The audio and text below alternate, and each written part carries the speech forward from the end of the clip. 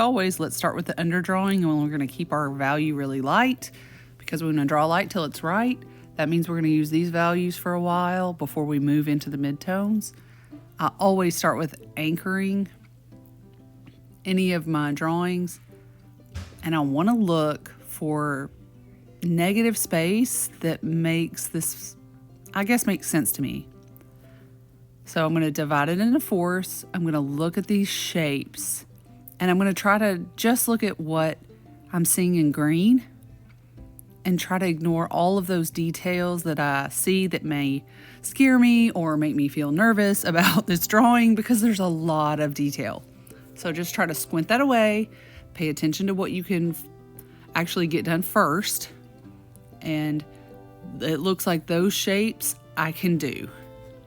Remember, we always go from like quadrant to quadrant. We're always measuring and comparing, extending lines, and using negative spaces to see what's true about our reference. Because our brain is always tricking us to thinking to draw something else that we don't see. I know that that's there, so I know if I go straight down that it's like right in there. And it looks like a Spider-Man mask.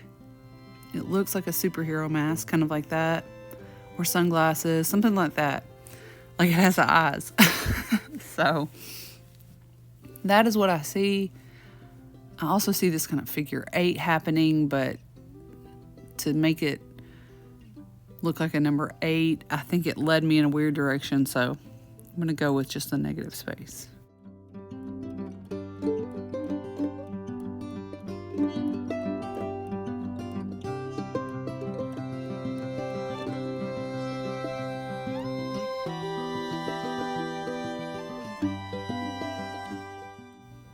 I'm interested in how this band connects to this infinity symbol, and it is perplexing because it makes a turn. So it's an oval, but it turns. But this is what I see. I see this little shark fin.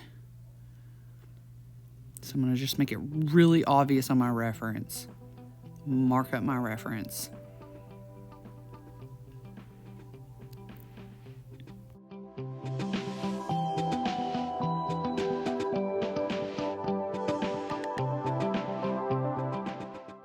One piece at a time. We're still doing just the underdrawing, just finding basic shapes, extending lines, comparing what we already have drawn to what we're going to add.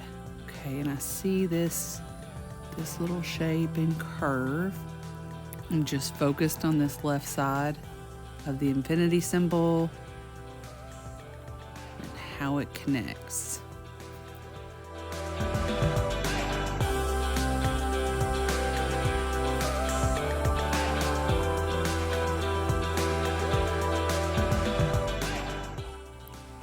And I better keep it light because I don't feel very confident about this shape quite yet. So I need to draw light till it's right. Okay, I'm starting to think that I made this a little too flat, so here we go. Gotta erase it. And I gotta figure out how this turns. So I think that I'm gonna just extend some lines that correspond to my drawing and on the reference. And yep, I caught it. I flattened it out, which is kind of my natural tendency. I find that happens a lot with my ovals, so I guess I shouldn't be surprised. But again, one step at a time. The mistakes I catch don't cost me anything. A little more time, maybe. So catch those mistakes. If you need to pull it away from you, get it away from you. Look at it in a mirror.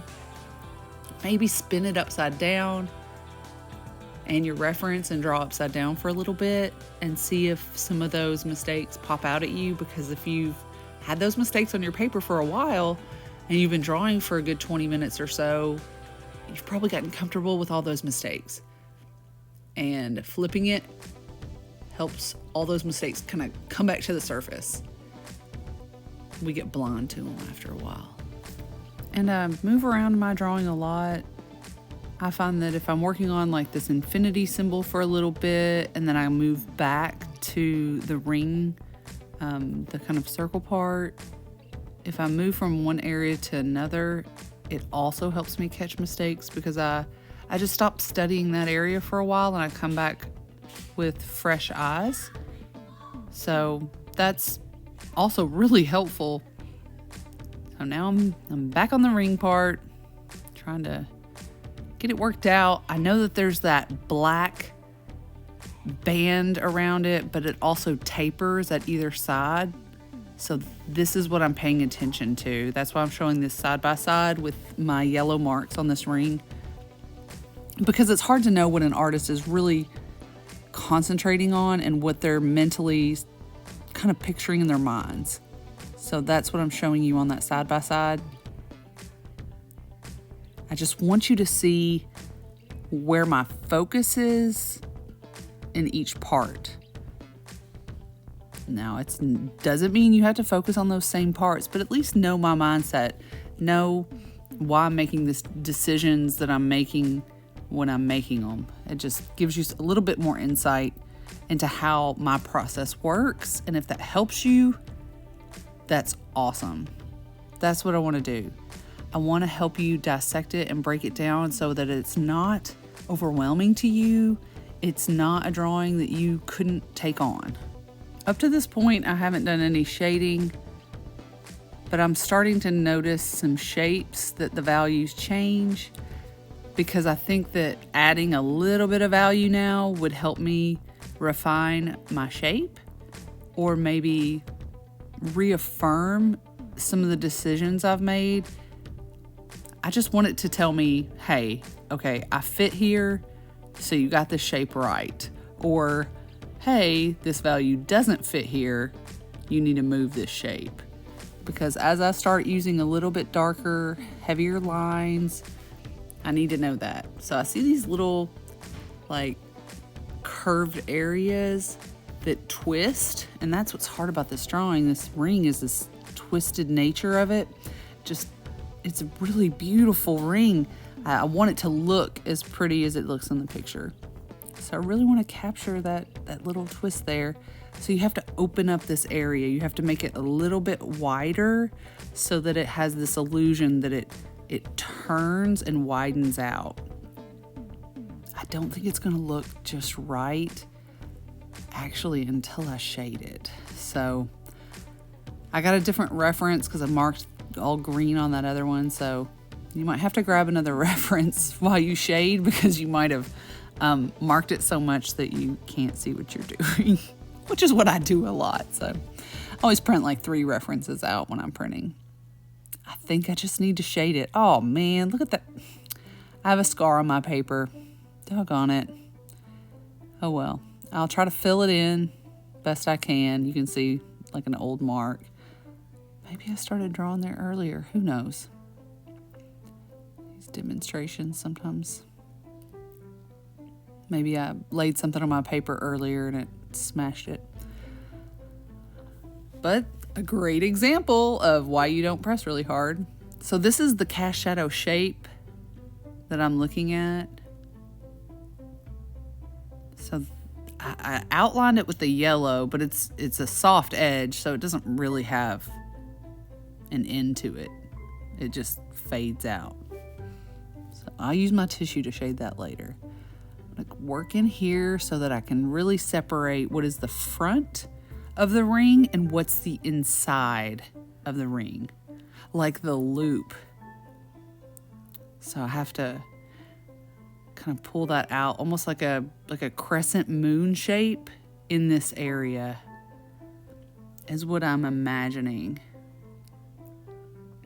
So it goes up like this, down like that. Got a little shadow under this triangle.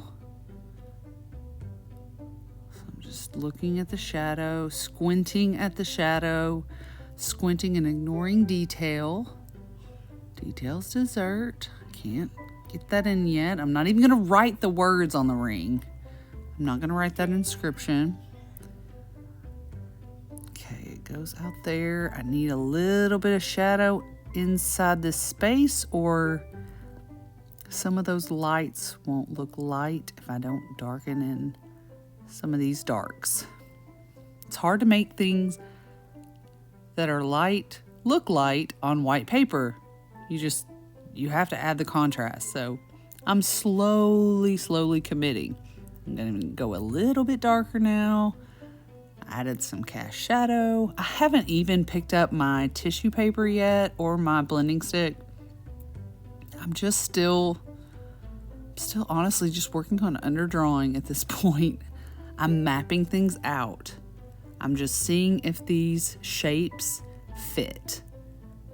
Like doing a puzzle. So much like doing a puzzle. It's crazy. It's a puzzle that can move. That's why it's harder. That's why people don't probably draw very much. Sometimes it's a little more frustrating than doing a puzzle some days. But hopefully those tough drawing days will get fewer and further in between, and the drawing days that are fun and things come together and you're proud of it get to be more and more. That's what I'm hoping for you guys.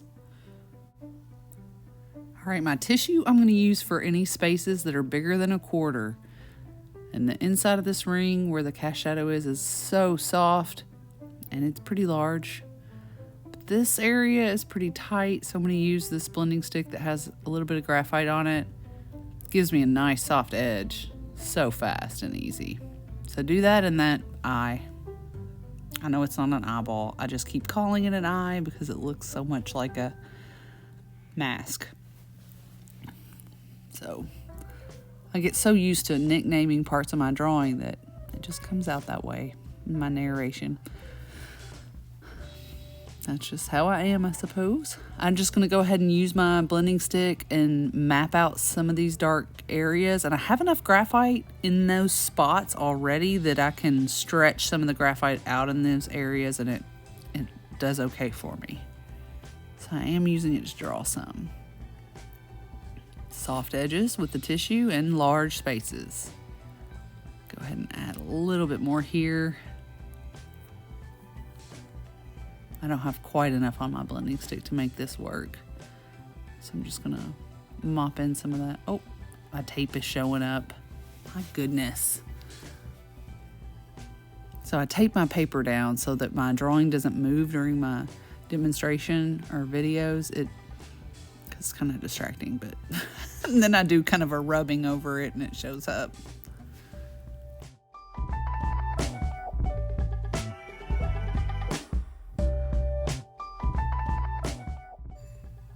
If you've watched this far, thanks for hanging on. It's about to get good. This is the good part. Give it a like if you're still hanging on. All right, thumbs up. This is the part that makes it really fun. Once you start blending over everything with your tissue, you can go a little darker with your pencil, or you can go a little lighter with your eraser, and you can actually draw with your eraser. I like showing students that they can do that. It opens up so many doors, especially with realistic drawing, when you kind of dust over an area and then you can take your eraser and just wipe it.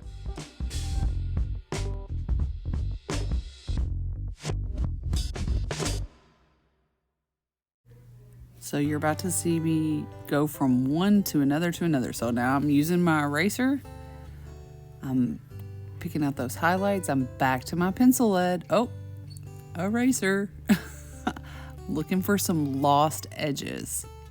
And I don't see an edge between the face of that infinity and the back of it. I just see this really dark area here. And it just tapers off. So I'm starting to open my eyes and squint less. So try to do that. Try to start seeing a little bit of value difference in each area of that symbol. All right.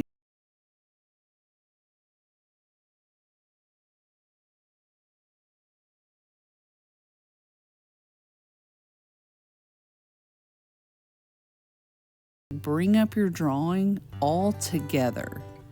Don't finish one little area and get it really fine-tuned without bringing the whole drawing up at once.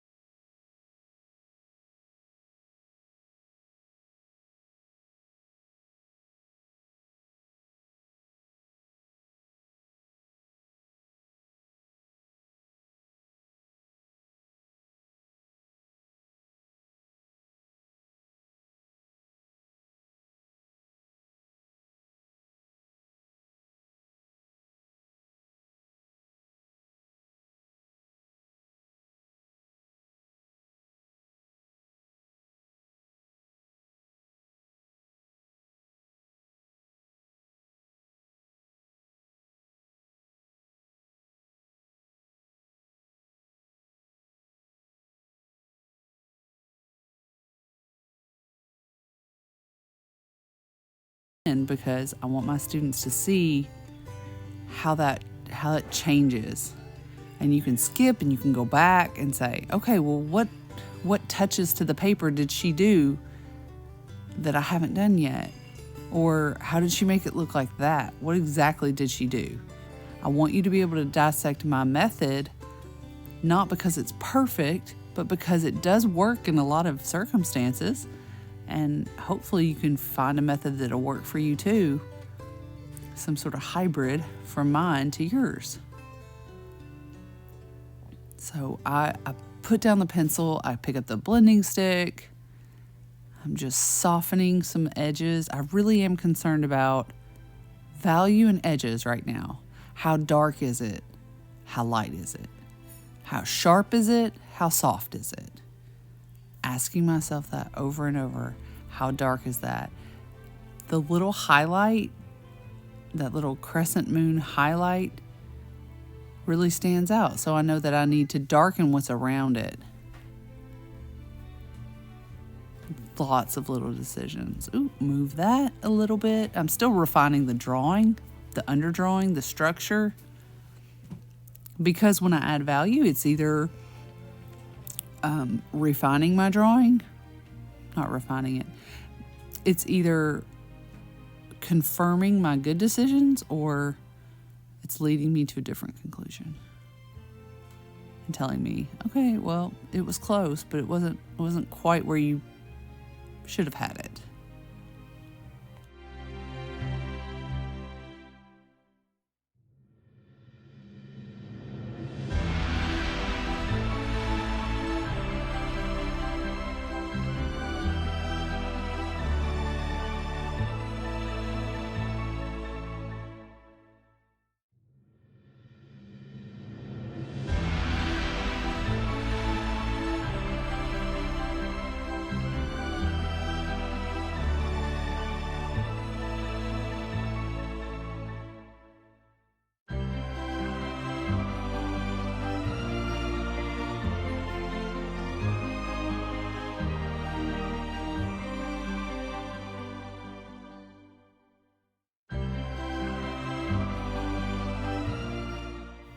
And this little area right here, I've already visited a few times.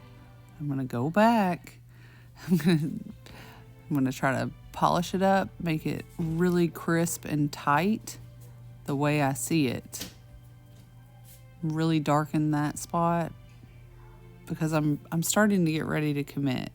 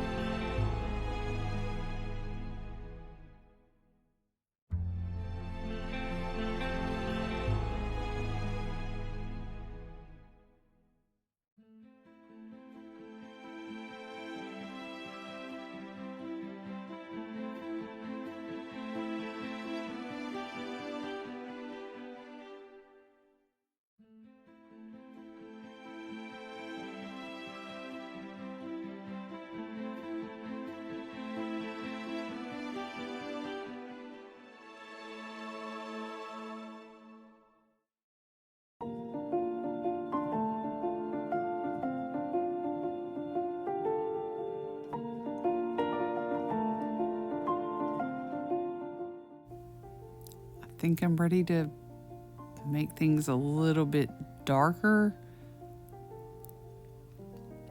because I don't think I'm going to move my drawing much. I just need to emphasize the contrast now. So, and I might put a line down and just erase it like I just did, but that's part of my process too. I wish I could just put down everything that was perfect, but that's just not reality. It's not reality for me, at least. Another layer of graphite here. Really noticing how dark that eyeshadow is.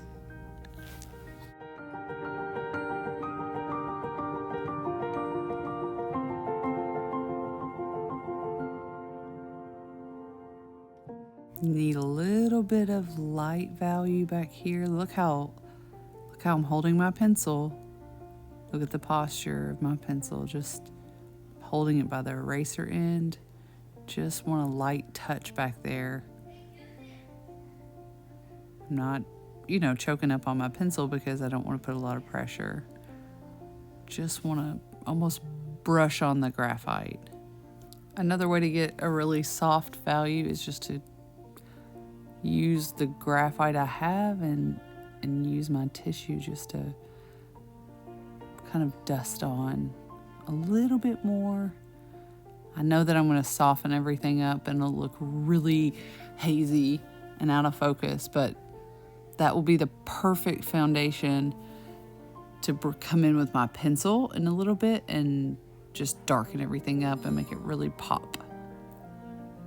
My eraser just to clean off some of the areas that I dusted over that are still really, really bright on my reference. I can't even squint them away. When I squint, I still see them. They're pretty loud. That's how I would describe it. Really dark right here. So I'm using a good amount of pressure now. Really want that to start standing out. So I would say I'm in the low key values now, and I'm in the phase of my drawing where I'm opening my eyes to every value change. Every little piece of this puzzle, every turn it makes, I'm interested in what is darker, the ring or the background. And in this case, this little front of the ring is darker than the background. But it changes. If you follow that shape all the way around, it'll be like the ring is darker. And then it's like, oh no, the background's darker. Oh, the ring is darker there. So you follow it all the way around and it just keeps swapping. Background, foreground, or background, object. Which is darker, which is lighter. And it's a domino effect. I make something darker and it makes what's next to it look lighter. Then I have to readjust. So it's putting everything in balance and kind of organizing all of it together for it to resonate and for it to bring this illusion to life on my paper. Just have to get it all in there. And it takes me a while. Just always, wiping stuff off or laying more down. One more layer here.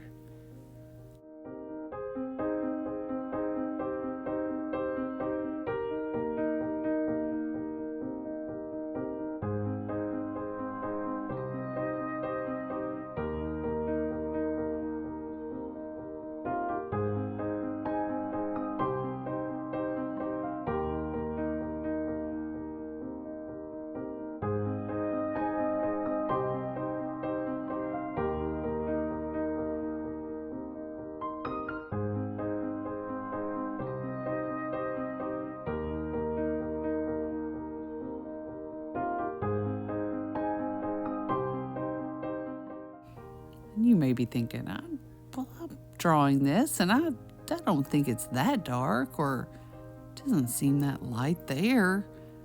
You may kind of disagree with my interpretation of it, but that's how art is. We just all have our different interpretations of it, our styles that we lay down at a certain pressure. So there's going to be differences. We're not human copy machines. We're just trying to get a good likeness. We're trying to get a good representation, an accurate description of this object, this lighting situation, how the light's hitting it. We're just getting this kind of impression.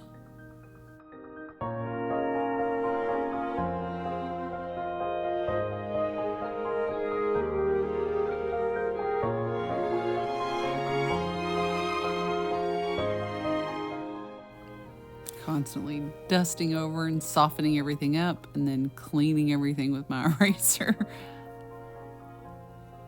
Probably use your kneaded eraser for this. You wouldn't have to brush over it so much like I'm doing. This is so dark. I've gone over it several times. I'm ready just to make it very dark. Feel more confident than I did earlier. So I think I'm ready. And if you're ready to make yours quite a bit darker, you feel like it's good placement, either you've checked it in the mirror, you've turned it upside down and it looks right with your reference upside down. Maybe you're drawing next to somebody who can hold it back for you. You can check it from a distance and see if all those values fuse together and it looks maybe even a little more clear from a distance. It's always good to check it. Always have your reference right beside you. You should be looking back and forth, checking and rechecking. Every time you look away, you forget a little bit, just a little bit. So you always have to have it right there.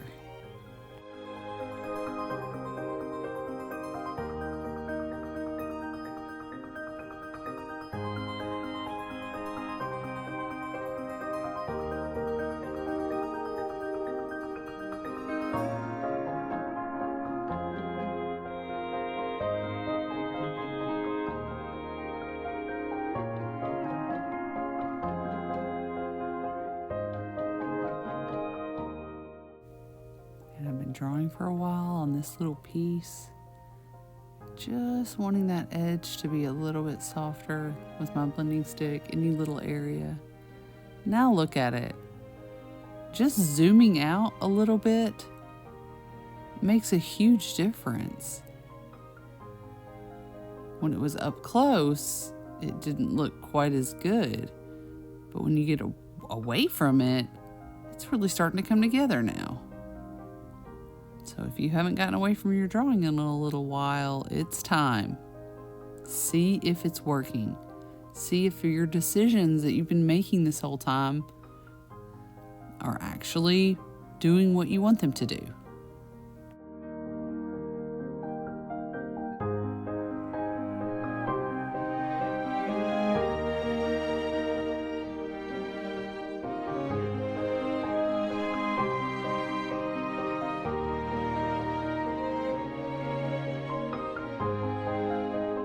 and I feel better. It's working. I really need to commit to this dark band on top of the ring. Just really pressing now. Trying to make it nice and crisp. Make that edge sharp. And it's not super sharp yet.